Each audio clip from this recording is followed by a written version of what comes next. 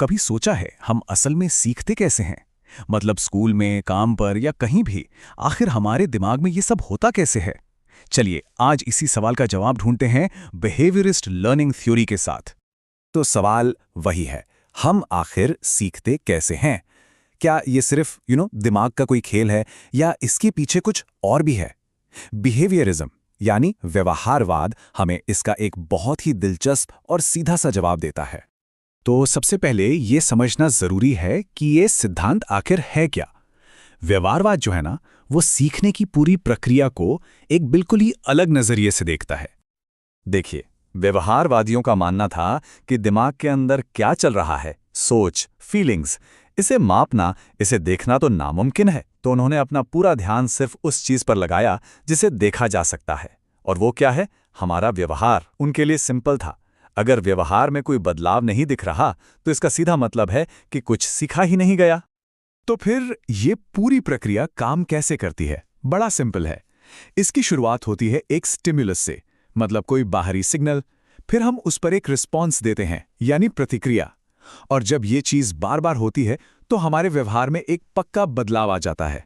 बस यही है व्यवहारवाद का पूरा कोर आइडिया।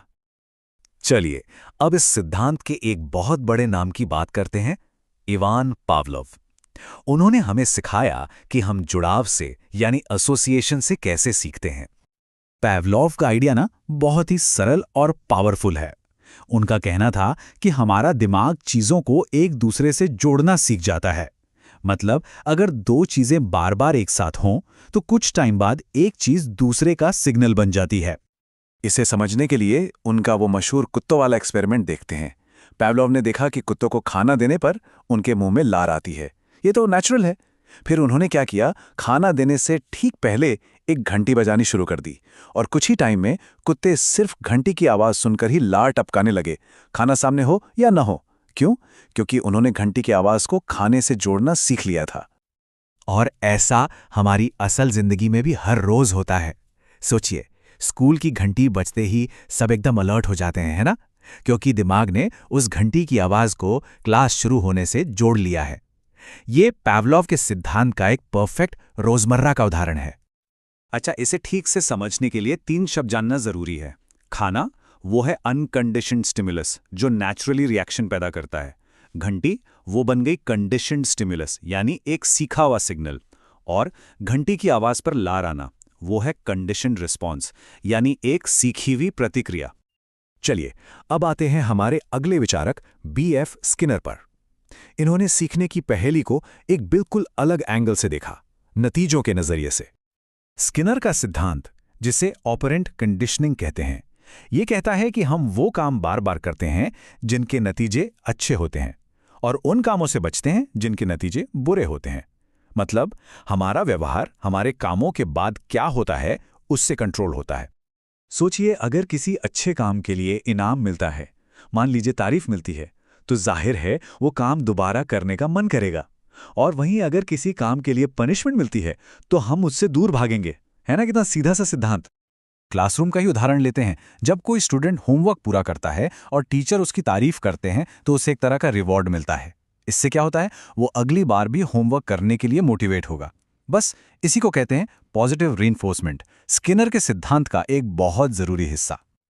अब आगे बढ़ते हैं और बात करते हैं सीखने के 3 बहुत जरूरी नियमों की।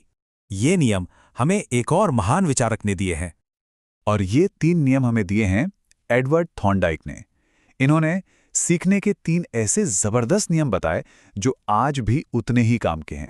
थॉर्नडाइक का मानना था कि हम असल में कोशिश करके और गलतियां करके सीखते हैं। मतलब ट्रायल एंड एरर से हम अलग अलग तरीके आजमाते हैं, और जो तरीका काम कर जाता है उसे हम अपना लेते हैं। सिंपल।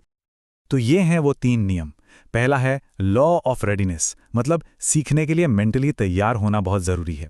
दूसरा है लॉ ऑफ एक्सरसाइज, सीधी सी बात है, प्रैक्टिस मेक्स परफेक्ट, जितना अभ्यास करेंगे उतना सीखेंगे। और तीसरा है लॉ ऑफ इफेक्ट, यानी जिन कामों के नतीजे अच्छे होते हैं हम उन्हें दोहराते हैं। ये वाला नियम काफी कुछ स्किनर के सिद्धांत जैसा ही है। तो आज हमने काफी कुछ जान लिया। चलिए 1 मिनट में इसका एक फटाफट रिवीजन कर लेते हैं ताकि सब कुछ दिमाग में अच्छे से सेट हो जाए। तो एक लाइन में कहें तो बिहेवियरिज्म का मतलब है व्यवहार में बदलाव। पैवलोव ने सिखाया कि हम चीज़ों को जोड़कर सीखते हैं। स्किनर ने बताया कि इनाम और सज़ा का कितना बड़ा रोल है। और थॉर्नडाइक ने हमें ट्रायल एंड एरर का नियम दिया। अब जाते जाते एक सोचने वाली बात है, सुबह उठने से लेकर रात को सोने तक हमारी कितनी ही आदतें, अच्छी और बुरी, इन्हीं सिद्धांतों पर चलती हैं। इस पर सोचिएगा ज़रूर।